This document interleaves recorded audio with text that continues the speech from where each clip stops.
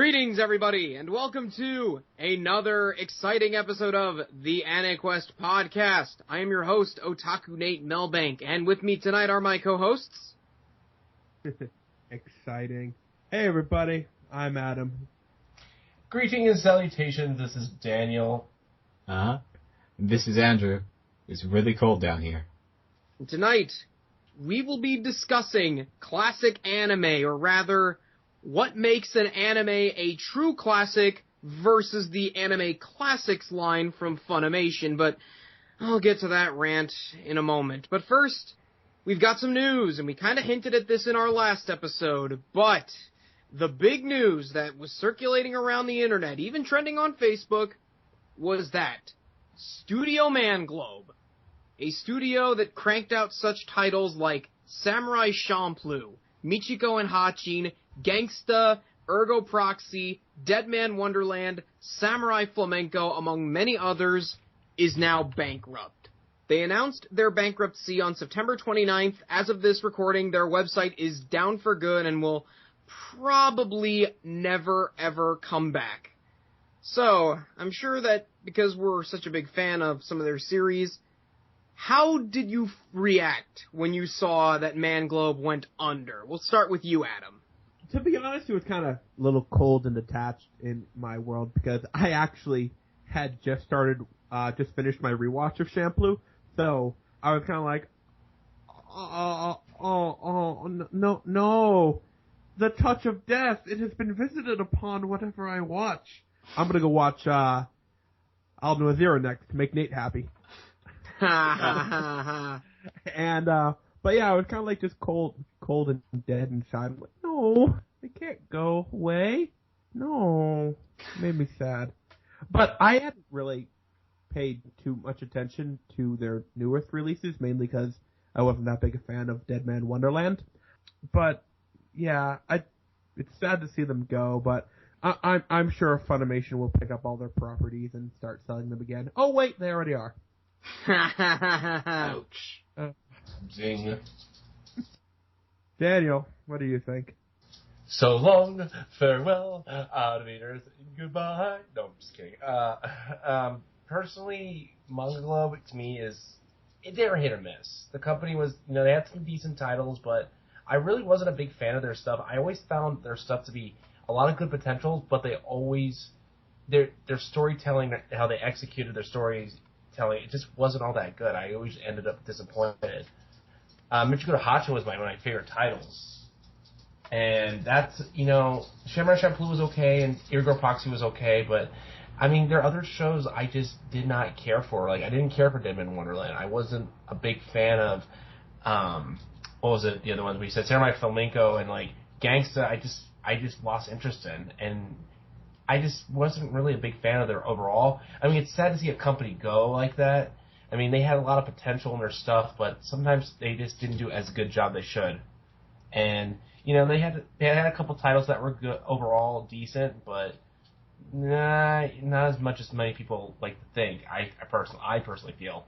But, it's sad that, many people are losing their jobs because of this, but, that's how I feel. Andrew, you're up. Okay, I've actually never watched anything made by Manglobe. I only recently actually started paying. Yeah, I'm looking at the list now. There's stuff on here I've had on my plan to watch for years, but I haven't gotten to yet, like Samurai Champloo and the way too many Hayate the Combat Butler shows. Way too many of those. And Deadman Wonderland. Those are the ones that and recent of all Gangsta, because all those are sticking out that they've been on my plan to watch for a certain amount of time, but I never got around to them. Which I'll get around to them.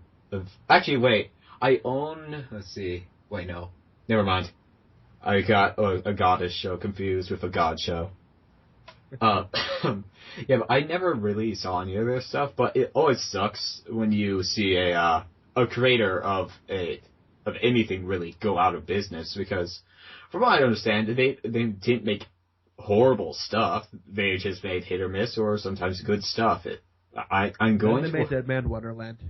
Oh, yeah. That had a really good opening. Somewhat. Mm. Yeah, Yeah, so, like, almost no reaction from me because I haven't seen anything they've made. That's it for you, Andrew? Yep. Alright. I guess I'll give my thoughts. Honestly, when I saw that Manglobe was going bankrupt, I was not surprised at all. Granted, I was a fan of a lot of their works. I liked Samurai Champloo. I liked what I've seen of Gangsta so far. I loved Michiko and Hachin. I enjoyed Dead Man Wonderland for what it was. I hadn't really seen any of their more so-called mainstream works like Hayate the Combat Butler and The World God Only Knows, but they were a studio that seemed to try and appeal to a more Western audience, and I think because of this, it was their ultimate downfall. Because they tried to appeal to a demographic outside of the niche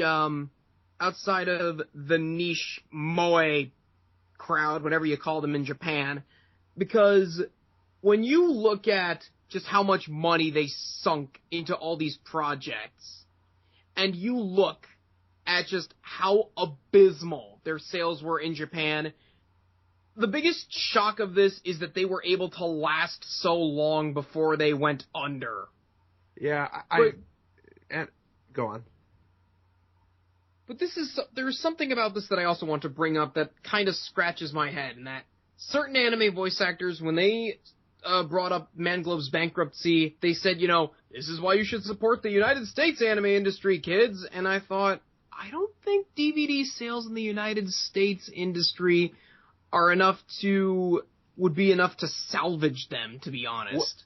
Who said the American anime industry doesn't exist? Anime comes from Japan. That's like rule one. I always thought it was Russian, but that's just me. But it was them. They basically what they said to some extent. They said, this is why you should always buy your anime DVDs here, kids, so that you can support the industry. And I thought, yeah, I don't think buying anime DVDs in the U.S. is going to help the studios all that much in Japan. If you want to support the studios as an American, you gotta, import crap, and that gets expensive. Trust me, I know. Don't worry, little Angel Beats figurine. I still love you. Aw.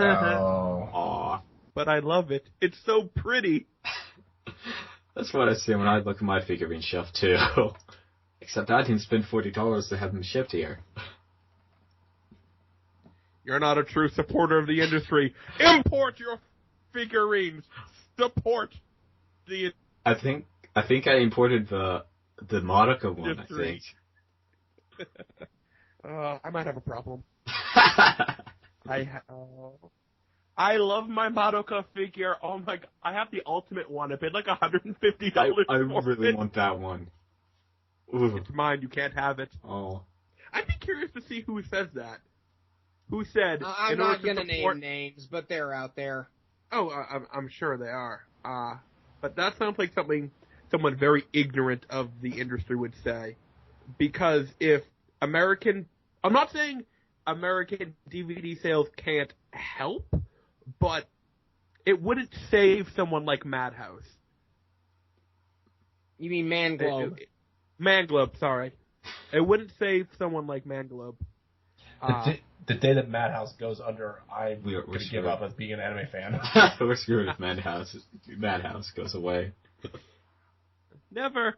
Alright, so we're going to do what we watched this week, but we're going to limit it to one title each so that we don't take up, an hour of your time. So, in order, Adam, what did you watch? So, just to give a little bit of context to this, I always give every anime I watch the 3-episode challenge. I will watch episode 1, 2, and 3 before, deciding whether I'm going to watch it. Because an anime could have a slow start, it could have something kind of weird happen to it, or it might take until episode 2 or 3 for the, what a twist part to start happening. So I will always give every anime a chance. But last Sunday, I had the no moment. I haven't had the no moment in 4 years where I just watched episode 1 and I went, nope. Yeah. The anime in question, Kurogani no Line Barrels of Iron. The premise seems great. You got this kid who's bullied in high school, constantly picked on, and he gets a giant robot. And unlike Shinji, he gets in the giant robot. And I'm like, great, awesome, I'm totally on board with this. You go, please, go do. And then, I want to be the hero of justice. My power is still inside me, and it's gonna come forth. Yay! Just wait until I take my... No, we're done here. We're done here. No, I could be watching Bakemonogatari right now. We're done here. Click. It was so bad. In the episode, it makes him such a pathetic character, and I can get showing a main character before he comes into his own as weak, but not pathetic. Not inept. Not this. There's a difference between giving a character like Starry-Eyed Wonder and making him, well, that. And I just couldn't. I just couldn't. It was maybe if one of you tell me no, at episode 5 it gets so much better. Maybe I'll give it back up, but I can't honestly think that it was. And the sad part is, I own it. Someone was doing a buy two get one free sale, and I'm just like, I've been meaning to watch this, and I bought it, and it's just been sitting there, and finally I pulled it up, and I'm like, no.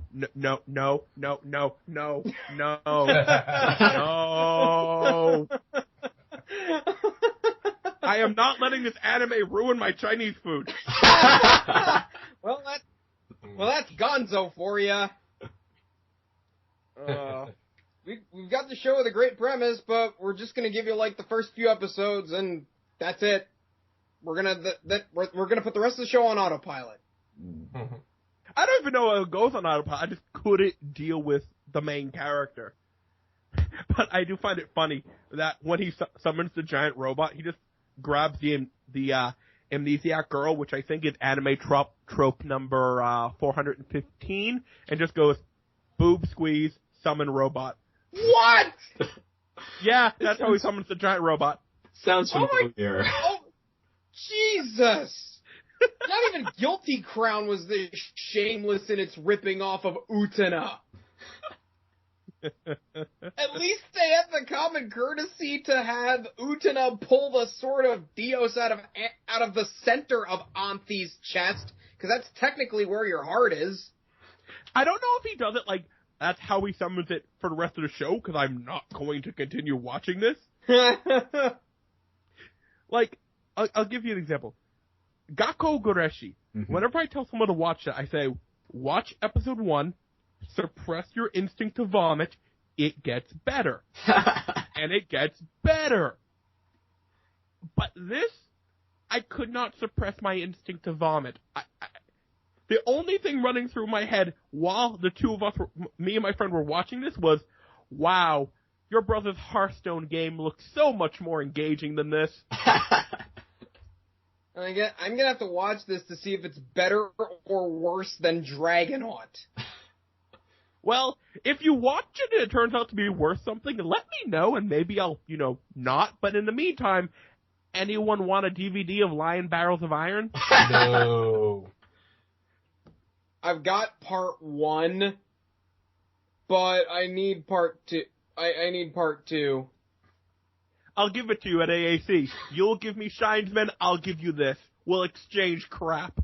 Well, I'll have to Shinesman's order awesome. Shinesman then, because I don't think I'm willing to give up my DVD that I own. I thought you said without the anime store you frequent. It's gone. Oh. Oh, poor Shinesman. Well, not really. Shinesman has a home now. Yeah. It went to that Hopefully. great home in the sky. Oh, geez, the prices it's going for. How much is it? I'm looking on Amazon right now. It's $18 now. Shoot. I gotta get a copy of that before it gets worse. Me too. Maybe I'll find it at AAC. Good luck. Yeah, if you find it at AAC for like $10, go buy it. Next, Daniel. Did you watch anything good? Define good. No, Not this! No, this week has been kind of slow for me. I did watch one. The only thing new I watched this week, it was only the first episode of One Punch Man. Need to start that. How is it? Is it? I like it. I like it. It has a lot of. It's a very potential premise. It's typical shonen. It's a very typical comedy.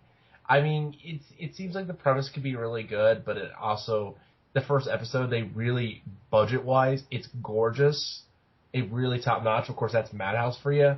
So hopefully, maybe it'll dip in animation quality, maybe midway. But I mean, I'll keep up with it. I'm gonna definitely keep it on my to watch list. That's interesting because I keep seeing hype for that show. I've been seeing hype for that show for years. It's like it doesn't sound interesting, and I looked at the reviews. There are 4s and 5s. It's surprising, and I'm not even a Shonen Jump fan. Like, let alone like it seems like a parody of Shonen it is. Jump. It really is. It's overall really is. And the main character just like he just punches one person and he just like destroys them. And yet he gets really bored doing it. And that's kind of a funny premise. Like, he's just too powerful. And, like, every villain that comes in the way to, like, the first villain, like, destroys the city. And he just obliterates it. And the guy comes out, and the main hero, he just comes and punches the bad guy, and he destroys him, like, with one punch. And he's like, I'm bored. I guess I gotta go. He's like a very negative person. Not a negative person, but kind of like, whatever. I'm gonna go do this. Punch. I'm done. I'm bored. It's what he really is. And it kind of reminded me a little bit of Astro Fighter Sunred, but except that's not. Have you guys ever seen that show? I haven't. Never heard of it. You have to see it. It is like it's a parody of like Sentai, like those Power Ranger parody shows. The main guy is like this. Well, in that show is like it's about a guy who like he's a superhero. He's like a Power Ranger.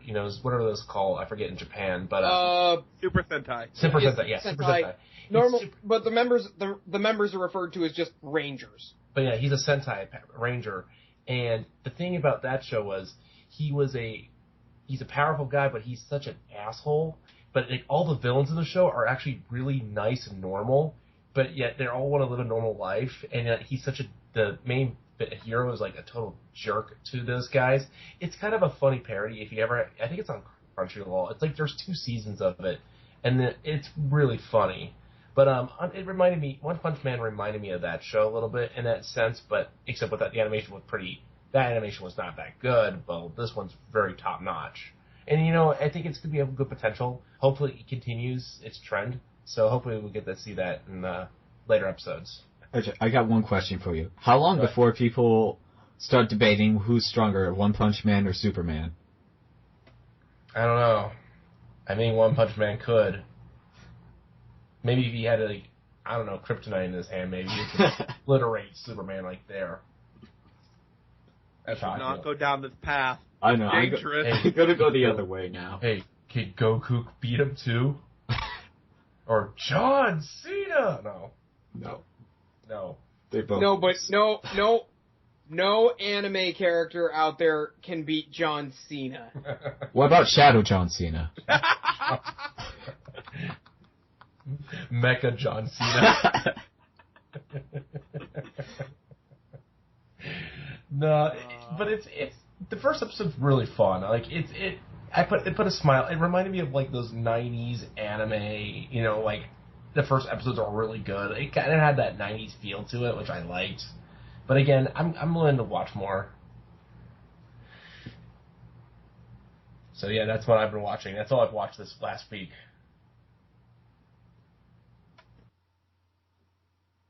And it's only going to be 12 episodes long. So. Yeah, I said, hopefully maybe it might, if it gets popular, maybe they'll make another season. Who knows? But I mean, for what it is worth, it's going to be a fun ride. It can be really good or really bad. So, but hopefully for the best. Right. Andrew, I think you're up. You're up, man. I finally finished this show that started back in back in spring, I believe. Summer or spring, Blood Blockade Battlefront finally aired its 13th episode after about 3 or 4 months of dead air. How was it? It was actually pretty good. It was about 45 minutes long. So, because everyone raves about that show, and I watched the first few episodes, and I really could not I enjoyed with that. I enjoyed it. It's not a bad show. I wouldn't say it's perfect, but I really liked it. I just like everyone like really.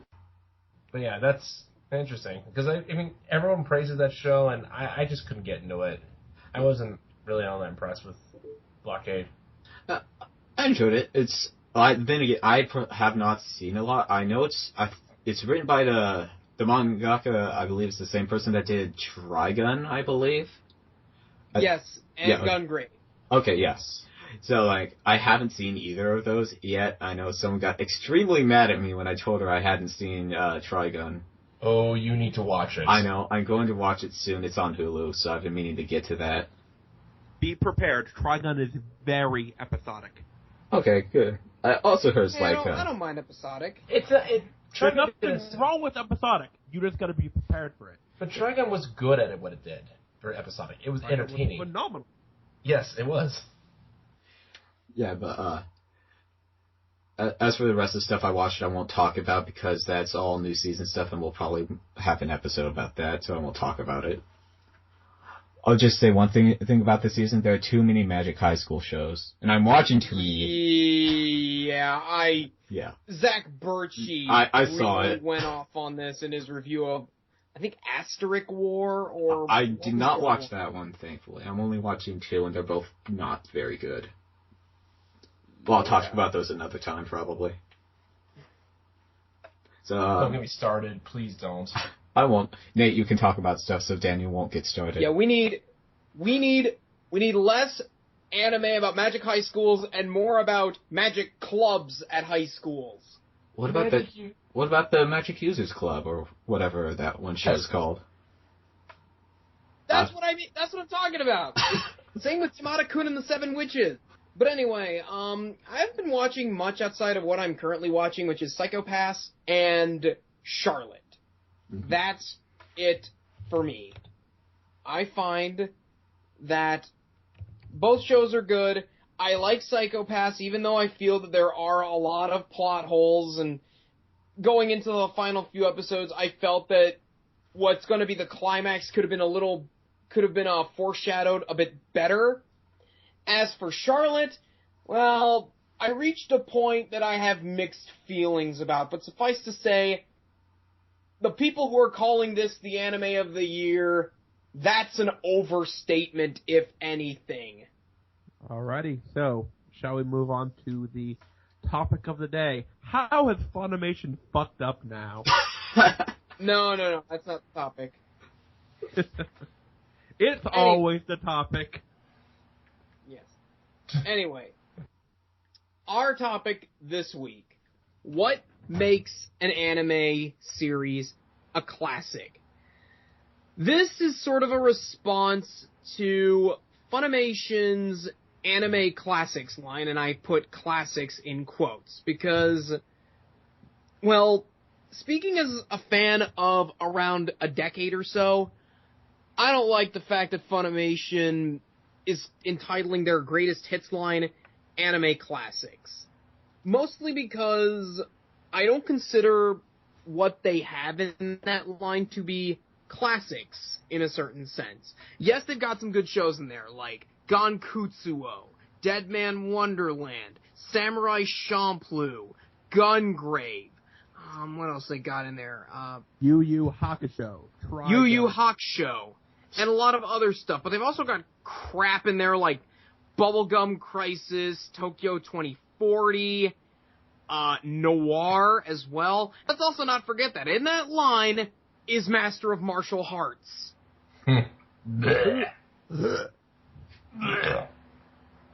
And we all collectively vomit. I mean, I'm looking at this like lineup, and there's a good chunk of series here. I wish they titled this Anime for Beginners, because I feel like that's what this is. It's like, okay, you got crap, Bakano, crap, Chinese Electric Batman, crap. Ooh, Gungrave. Would you call Heaven's Lost property for beginners? Includes a scene where there's just a flock of pandas flying into the sun. I don't think that's, like, stuff for, quote, beginners. Okay, alright, I'll rephrase. Rephrase. Introduction to Japan for beginners. Okay, there. Yeah, like, I look at some of the stuff like Last Exile and stuff on this, but I also see like one of my top 10 anime of all time, Habane Remne, which I absolutely adore and could go on a whole episode rant about it. But I won't. Save Nate's sanity. You're welcome. But to get back to my original point, there seems to be a divide amongst fans, people who have been fans for quite some time, like me, and those who are just getting into anime who call things like Full Metal Alchemist and what are some of the other things that the kids like? Attack on Titan classics. That's too new to be classic. It's it's not old. Well, we'll get into that, but... There's nothing wrong with calling something like Shingeki no Kyojin good. I wouldn't say that. Yeah, I enjoyed it, but it's got plenty of problems. I think the problem is, how can we define a selective medium as anything, how can what we say what's classic? Some people like me, we don't like Evangelion. Some people like Evangelion. I think those people are wrong, but it doesn't make Evangelion a classic. I mean, it's debatable to me. It's all debatable. I haven't seen it in a while. Don't. You don't need to. You don't. But Evangelion rant later.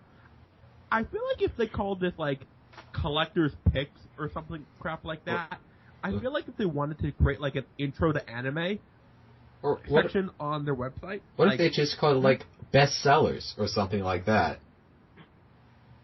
I shudder to think what we would get if we got bestsellers. Honestly, they already had something with the save editions.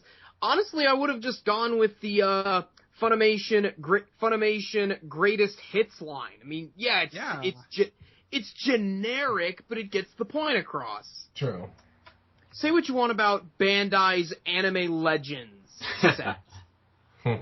At least the word legend is flexible. It has multiple meanings. So even if the show in question, like say Earth Girl Arjuna or Gene Shaft, but anyway, back to what I was saying. Say what you want about Bandai's Anime Legends sets. Even if some of the shows in there like Earth Girl Arjuna, Gene Shaft, or Argent Soma may not have been the best in quality, the word legend at least indicates that you're going to be getting a show that is epic in either scope, scale, or both. But this brings me to what I wanted to talk about. What makes an anime a classic for you guys? Oh boy. What makes an anime classic? Well, in my mind, give me a sec here. Gee, Brian, are you pondering what I'm pondering? I think so, Brian. Good boy.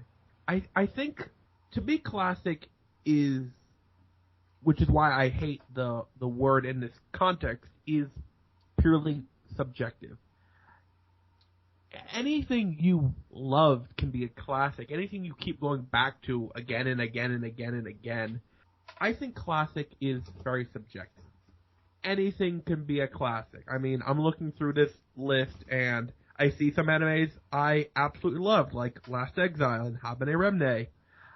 But I also see some anime I really didn't like Noir.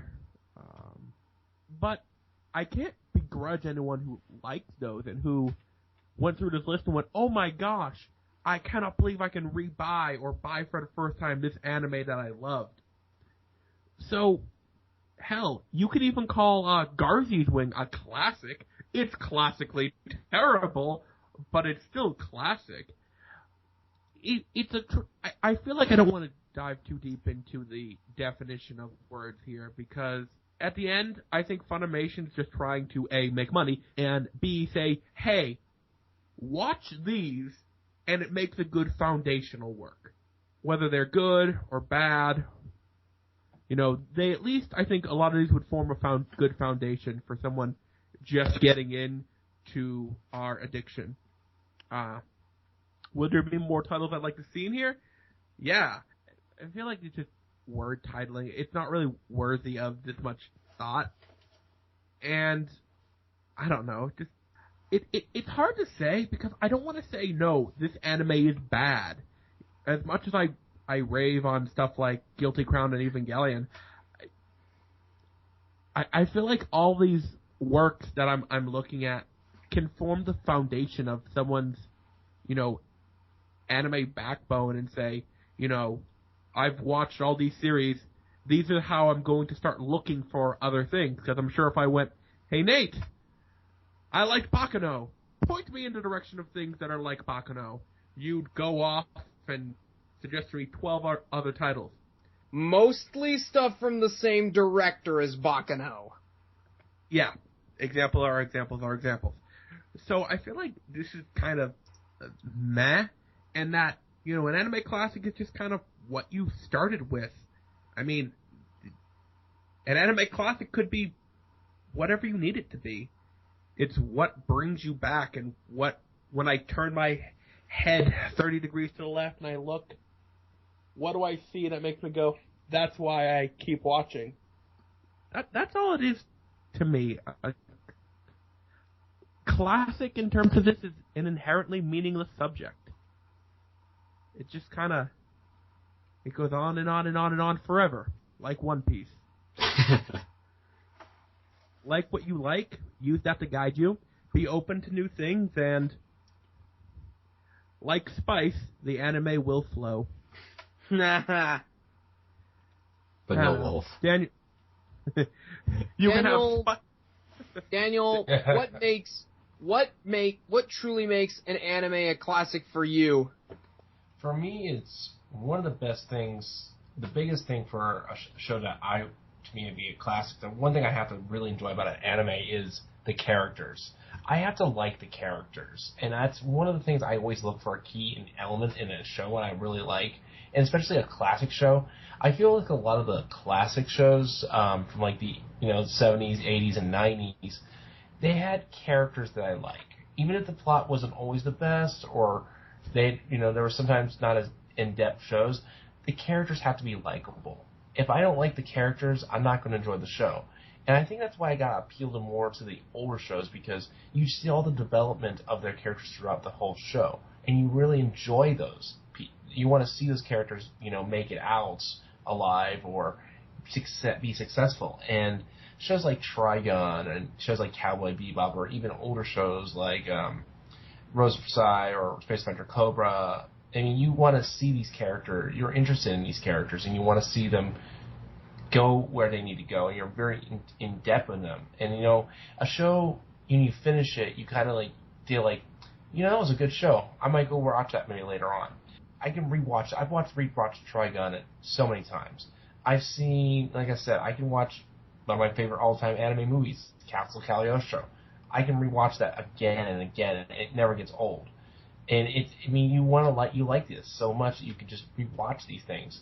When I see a lot of the new shows that come out, to me, they're not classics, because some of these I just don't want to rewatch. I mean, I'll watch them like, oh, it's good, but I will never rewatch it again. And for me, a classic, it doesn't mean about how old a show is, most likely. It just has to be a show that, I enjoyed throughout, and I can really enjoy the characters and go back and watch it again.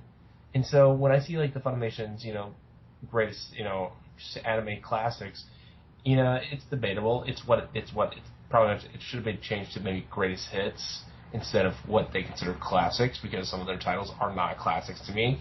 But that's just my opinion. I mean, shows like Gungrave and Trigun, and I even like newer shows like Steins Gate, Eating the East.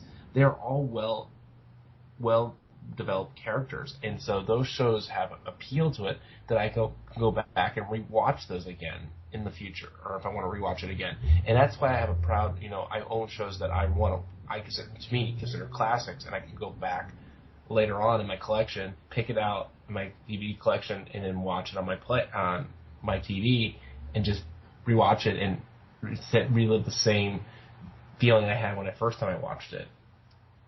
And I feel like classics, it doesn't matter about how old it is or not. It's just about how much you enjoy those characters and how much you and go how much appeal it has later on. Like, you can watch a show from years ago and go back and like realize the show wasn't as good as you remember it, and that's hard sometimes for many people. And that we've all been there. There are shows that I watched as a kid, and I'm like, oh, I loved it as a kid, and I go back and I'm like, it's not as classic as I remember it. It's kind of like it has not aged well, and that's always another key factor. Sometimes the age of a show can be a big factor, but if you enjoy the characters and enjoy what that is and what the storytelling was, I think that what makes it true as staying power. I think that's what makes it a great classic.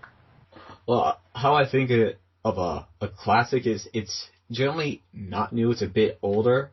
Like, looking at this list, a lot of this stuff I would immediately cross off as not being a classic because it's too new and it's still in recent memory for some people. Like, oh, I remember when, let me pick something off here that's pretty new. Italia aired. It's a classic. It is still airing. It's not a classic. It's too new. But if I go like right next to it, they've got the original Hellsing series. I would let them pass on calling it a classic now because A, they've actually been marketing it as Hellsing Classic since they started releasing Hellsing Ultimate, as to prevent people from getting confused. And I would agree with that because it's just a good way to keep them from getting confused. Or other things on here I would consider classics because they've had a lasting impact, and I still hear people talk about these shows today, like Baccano or FLCL, even like Trigun. That all of these have had huge lasting impacts compared to something like, I don't know, Heaven's Lost Property. Ha! Ha! I accidentally watched that show. Yeah, but it's Tendencies. yeah, it's just I didn't make it through the first episode. But like, or other things on here, it's just, for me it's a matter of age. Like maybe 2000, actually that's generous. Like early 2000s and back, and that's still generous for age of being classical versus like old, like some terms I hate: instant classic and modern classic. For example, modern classic is almost an oxymoron. It's defeating the purpose. Like, for example, the definition of classic is judged over a period of time to be of high quality. A lot of this stuff isn't, and it will be forgotten in a few years, hopefully. Yeah, but that's my stance on it, Nate. All right. The reason why I chose this as a subject is mostly because, there's a fine line between the true anime classics and some that fans younger or older than me perceive as classics. But when it comes to classifying something as a classic, I normally go into 4 categories. The first one being when was it made? Because some people have a cutoff date for what they consider to be old school anime. I mean, I have one guy, and I'm not going to say his name, but when I told him that I was watching, oh god, what was the show I was watching? I was watching something from like the early 2000s, and he said, "Oh yeah, that's old school." And I thought, really? You're considering like the 2000s old school? What were you watching? I can't remember. But regardless of what I was watching, some people have a cutoff date for so-called vintage or old school anime. Some say 1995, others say as far as 1990. My cutoff date is 1998. Because I'd say around 98 was when anime truly started getting popular here in America. That was around when Dragon Ball Z and Sailor Moon were getting on Toonami. It was also when, anime was starting to pop up in VHS stores across the country. And it was also the year when classics like Cowboy Bebop and Trigun were made.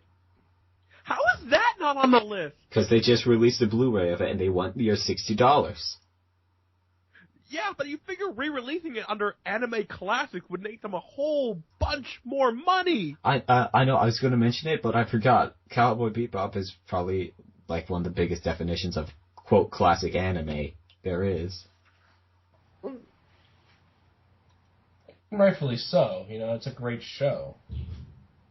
Yeah. But like, to me, the truly classic anime came out in times like the early to mid 90s, the 70s, and my personal pick for the golden age of anime, the 1980s.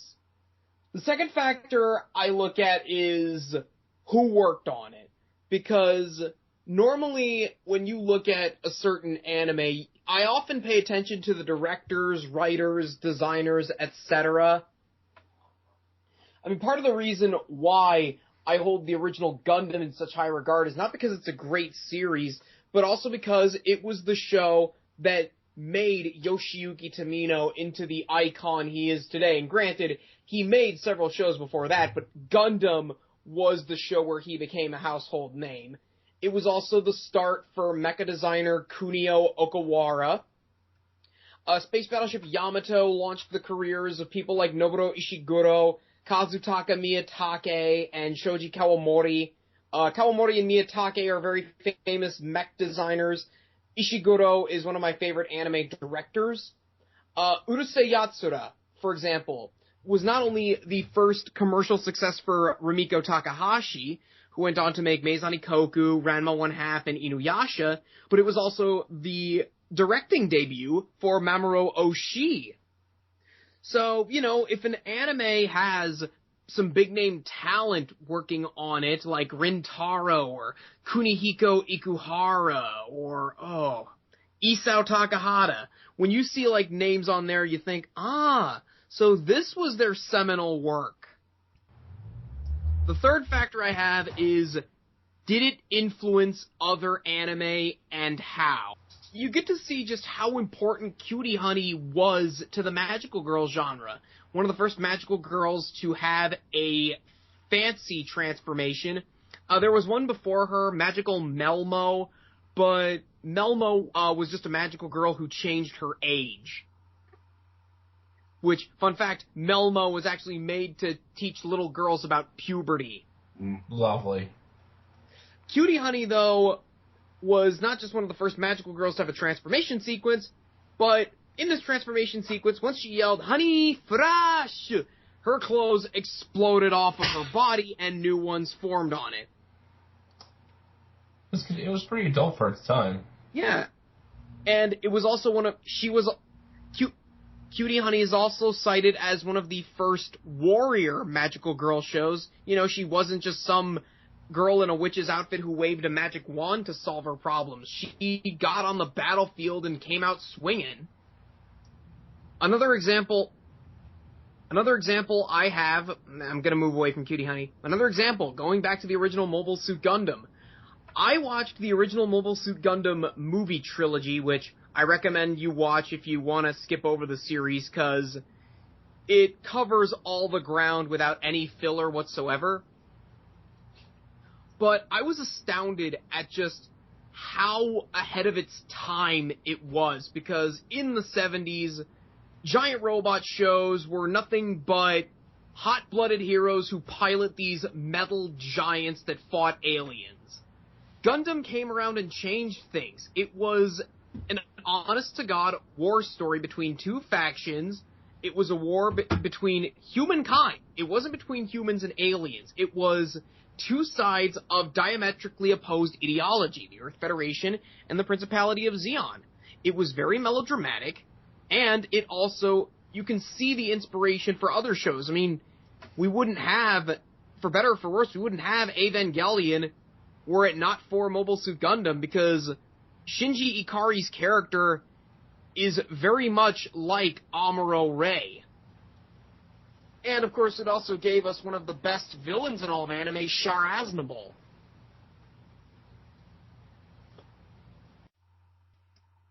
Talk about old anime, and I mean, it's just really irritating when I see these newer fans, who don't want to watch the old stuff because it's old or it's not pretty, and it really makes me feel it's sad inside that they don't give it a chance, because a lot of the stuff they're missing out. And a lot of times they can say, well, you're the same way with new shows. I'm like, no, I give new things a new chance.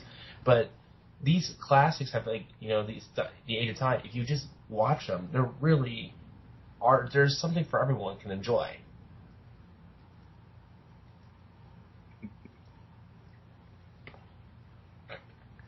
And the final point I have to make about what I qualify as a classic, does it still hold up over time? Because, you know, I look back on shows that recently finished, like Attack on Titan, and I'm trying to think of what else I finished that I liked at first, but then it sunk in, like, don't say I'll know a Zero, Nate. You can do this. Hold like, it in. Shows like Attack on Titan, or Please Teacher, or Gangsta, I guess. They're good shows, but they have a lot of problems. And it's not just hype, either. In several years' time, people are going to look back on Attack on Titan and say, yeah, that was a good show, but it wasn't all that great.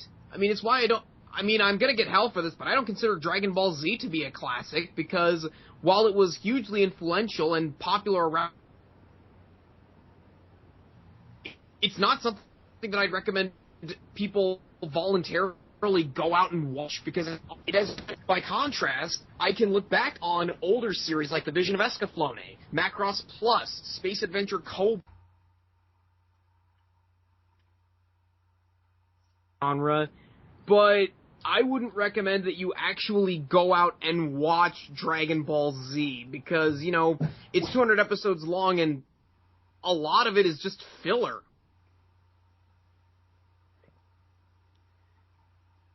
Just because a show is good does not make it a classic. Exactly, that's what I mean. By contrast, I can go back and watch things like Space Battleship Yamato, Macross, in spite of its dated animation, Space Adventure Cobra, Pat Labor, I'm looking at my shelf here, Golden Boy, the original Bubblegum Crisis. I can look at these and say, wow, these hold up surprisingly well. An anime classic is an anime that stands the test of time. That's what I truly believe.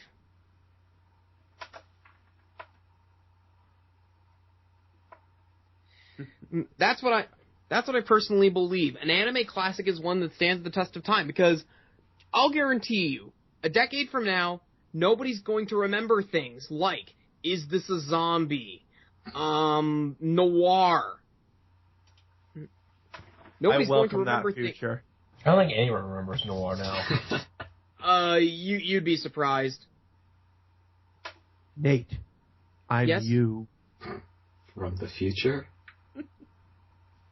But back to, yeah, nobody's going to remember Trinity Blood or Basilisk or Desert Punk or the shows that Gonzo kept pumping out on a daily basis when really, like, only a handful of those are actually good. Hey, screw you. I like Desert Punk. That's run like a little bitch. Don't listen to Nate, everybody. Go watch Desert Punk. That crap's hilarious. That opening. Yeah, that opening's weird. I mean, Desert Punk to me, I'm just going to kind of wrap this, put a nice bow on this now. Desert Punk to me is not a classic. It's just funny. And an anime can be a classic, an anime can be good, an anime can be a good classic. It doesn't mean you have to watch everything. It doesn't mean you have to like everything. Just don't close your mind to the past, to rediscover classics that you never knew existed. That's sort of what I want to close out my little rant with. To all my fans out there who are listening, I know that you're going to be following the new season intently. I know you're going to be watching things like The Perfect Insider. What else are all the cool kids watching this season? We have fans. Let me go get the list. Wait. We have fans. Fan was one. Nate's talking to his fans because he does extra. I almost called it extracurricular. Yes. This is a school. Sarah. It's a magic school. I know that you're all going to be watching things like Young Blackjack, K Return of Kings, One Punch Man, Mr. Osamatsu, Dance with Devils, and many other shows that are coming out. But heed my request. Take some time out from watching the new stuff and watch something made before 1998. I know that Hulu, Crunchyroll, and Funimation don't necessarily offer a lot of older shows, but if you do some digging, you'll find them. Hell, Crunchyroll has Golden Boy on there with the English dub. Also, I should bring this up. Golden Boy is on sale on Right Stuff right now for like $18. Yay! Hey, pick it And up. also, Seriously. don't be afraid to kind of go, hey, I really want to watch the original Gundam, but I don't want to watch all of Gundam. And you might find, go watch the movies. And then Or, you'll get- you know, if you want to get into Gundam, Right Stuff is selling Turn A Gundam for about $70. And to me, that's a great series because unlike a lot of the more popular Gundam series like Wing, Seed, and Double O, Turn A Gundam does something completely different from the rest of the series. It dares to be different. It has a unique setting. The Gundam itself looks drastically different from your average mobile suit. The villain, Harry Ord, is unique in his own way in that he's not really a villain. It's easily one of the best Gundam shows, and one I'd actually recommend. You don't have to know anything about Gundam to watch Turn A, but if you do know Gundam, there's a lot of stuff in there that you're gonna like. You know what? Since I own all of it now, I'm going to attempt to watch all of G Gundam this season, since I own the DVDs now. Good choice. Good choice. Excellent. You have such a wonderful journey ahead of you. Godspeed. I hope so. Shining Proctologist!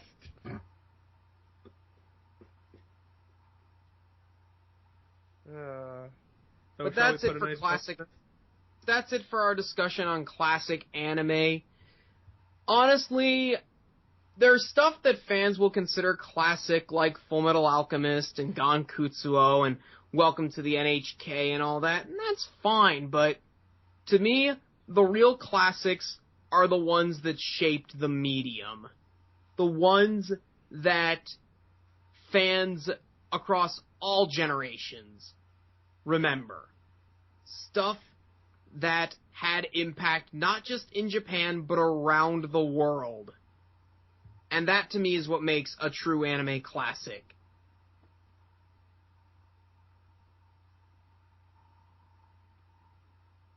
So on that extremely long note, I think it's time we wrap up this wonderful edition of our little podcast adventure.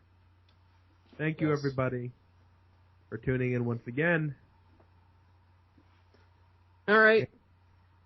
So, for my co-host, I'm Nate Milbank, and with me... I'm Adam. A classic is what you make of it. Watch all, judge nothing, and you will find gems. This is Daniel Stubbs signing out, and like remember, watch for the character developments. That's what makes it a good show. Watch them, give it a chance. Don't judge it by the animation. Continue watching the classics and enjoy supporting old school anime. Andrew, watch anime with your eyes closed before you make any judgments. And on one final note, I just want to quote the great Osamu Tezuka, "A good story can save poor animation, but good animation cannot save a poor story." And with that, we're out.